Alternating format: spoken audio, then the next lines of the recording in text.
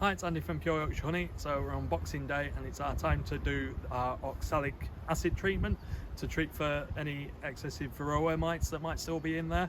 Obviously it's been in the news quite a lot this year. Obviously it's managed to get its way to Australia. So this is how we tend to do it in the UK. We've had our Varroa strips in after the last honey harvest. Leave them in for 8 weeks, take them out, and then through winter we might do 1 or 2 oxalic acid treatments. Usually you get the apibioxal stuff and you vaporise it, which is where you get the little battery and you clip it in and puffs the smoke, or you can trickle it. And this is Oxybee. It's actually registered on Bee-Base as a formulation that you're allowed to use. And it basically comes pre-mixed oxalic acid solution, and then you add some sucrose sort of powder to it, shake it all up, and then you trickle it on in between each frame of bees, about 5 ml for each frame of bees. So I'll get my suit on and I'll walk you through it and how I do it. Right, we'll take the Varroa tray just out from under this hive. It's been in just over a week. We'll see what we've got. We've got one straight away that's just blown away there. It's a little bit windy, so I'll try and point them out. So there's one just there at the base of my finger there. That's one. There's a couple there probably. It's probably clear on the camera, to be fair. A little bit one there in the middle of the shot. Just gradually pull it out a bit more.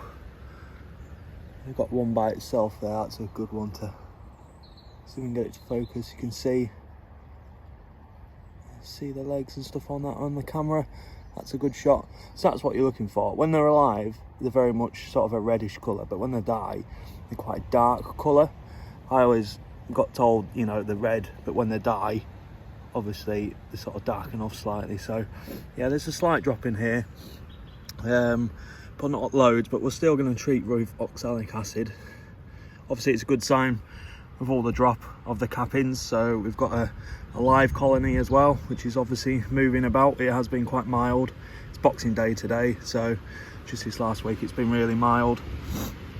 So I'll go through and check the other trays, and then we'll go through about prepping the oxalic acid trickle solution. So before we can do anything, we've got to mix the solution together. So we have the 2 packets of sucrose powder there. We put the acid in the sink in some hot water to warm it through to about 30 degrees. Gently take the top off once that's done, using a bit of PPE, and get both your packets and just gently pour in the powder. Once it's all poured in, just put the lid on and give it a good shake up until it's fully dissolved. So here's a bit of a close-up doing it. I've just taken the roof off, and obviously I use the super as an egg for the feeder. Obviously the feeder's empty and isolated off. So I'm just going to put a little bit of smoke in there, just to sort of let them know what's going on. That'll occupy them. You can see with the glass crown boards, they pick up a little bit of condensation. Just got to keep an eye on that. I should probably put some insulation in there. I've got plenty of rock wool, and I think I will do that, to be fair. So, right, I'll quickly go in.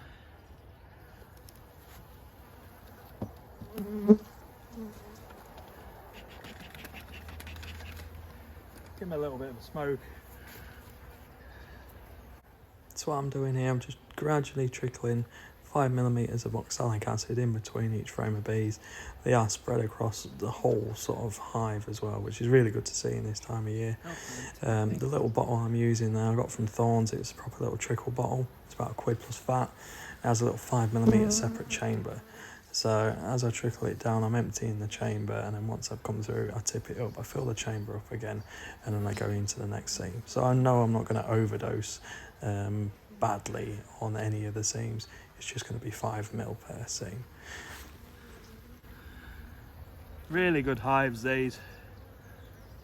You can see full of bees. I'm doing every seam because there is literally bees on every seam, which is really good. Still got quite a lot of food. Just trickling. They recommend 5mm, but you don't want to put any more than 5mm on.